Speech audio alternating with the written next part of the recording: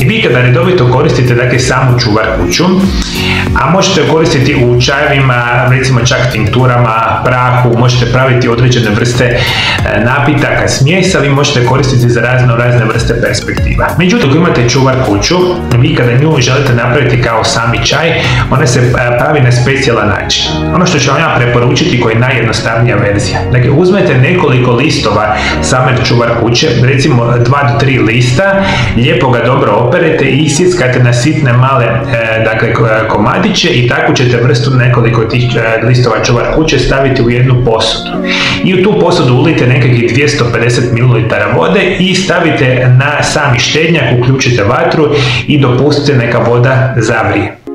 Vatru na štednjaku izgasite, poklopite samo posudu, nekakvih 15 minuta neka stoji, neka čuvar kuća ispušta u samu tekućinu one svoje bitne sastojke. Nakon svega toga samo procijedite čuvar kuću i onda imate jedan čaj koji ima recimo unutra 200 do 250 ml tekućine. Vi to nećete odjednom kao tako popiti, osobno bi trebali ovu jednu vrstu šalice, dakle piti recimo 3 do 4 puta dnevno po recimo 1/4 same šalice. Dakle 3 do 4 puta dnevno, dakle ne odjednom šalicu popiti i onda možete očekivati zdravstvene blagodati. Prije svega, dakle, čuvar kuća ima značajnu mogućnost poboljšavanja vaših probavnih tegoba. Pa ukoliko ste jedna od onih osoba koja ima napuhanost, nadutost, žgaravicu i slične vrste probavnih tegoba, vi ćete sa čuvar kućom rješavati. Ukoliko imate problema sa infekcijom mokraćnog sustava, čuvar kuća će vam ovdje biti izuzetno blagotvorna.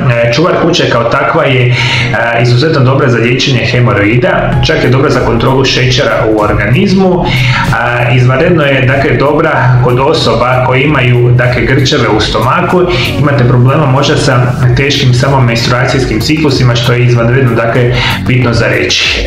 Isto tako, vi kada redovito koristite čuvar kuću, vodite mi računa da je jedan od onih lijepih biljaka za prirodno uklanjanje parazita u organizmu. Dakle, ukoliko imate parazitske infekcije, imate mogućnost da se pomogne sa samim čajem od čuvar kuće i vi kada redovito koristite čuvar kuću, ona vam je izuzetno dobra za smanjivanje stresa i omogućuje vam bolji i kvalitetniji san. Isto tako, redovito korištenje čuvar kuće detoksicirate vaš organizam, čak imate antikancerogena djelovanja kao što su na rak maternice, čak probleme sa srcem i određene vrsta upalnih tegoba u vašem organizmu. I to je nešto što čuvar kuća radi. Dakle, ono što je interesantno reći za nju.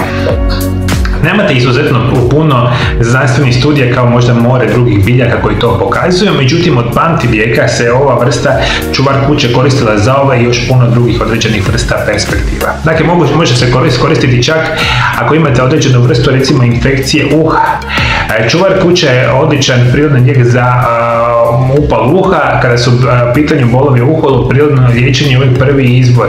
Njezin sok rastvara višak skrućene smolene cerumena u uhu i općenito smanjuje bol, što znači da trebate nekoliko svježih listova čuvar kuće prepoloviti i sjediti par kapi soha u samo bolno uho, što je bitna situacija. Dakle, možete liječiti upalna bolna uha ili ukoliko imate čak tegobe vezane za određene vrste kožnih poremećaja, pa recimo čak imate, opekline, posjekotine ili možda imate nekakve ekceme, dermatitise i slično.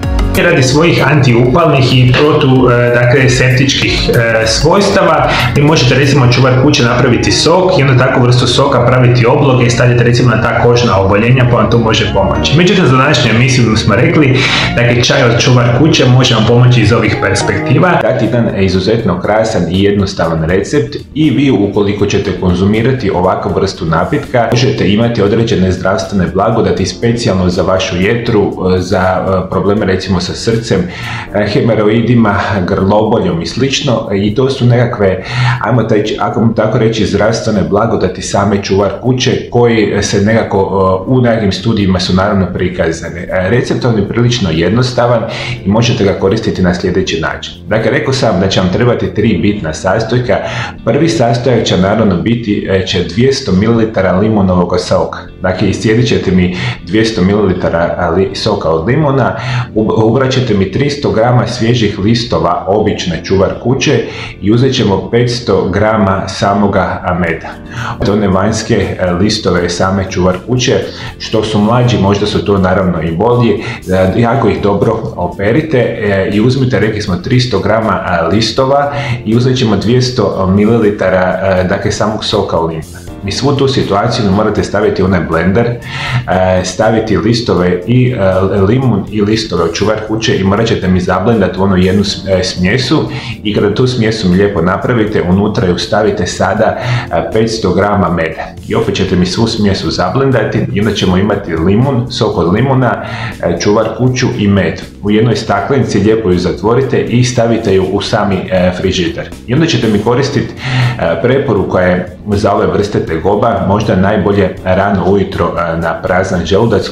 A svi moji dragi gledatelji preko društvenih mreža, ja se toplo nadam da vam se sviđaju moji videozapisi. Ukoliko je takva situacija, bila bi izvanredno lijepo od vas. Ukoliko se još niste pretplatili na moj kanal, dakle ovdje dole ispod videozapisa da kliknete na ikonu zvona, kliknete na ikonu pretplati me. Iste sekunde ćete postati dio moje velike zajednice, mojih pratitelja i gledatelja iz cijeloga svijeta, a ja kao i uvijek ću se potruditi svima vama dati najbitnije zdravstvene informacije koje će značajno poboljšati vaše zdravlje.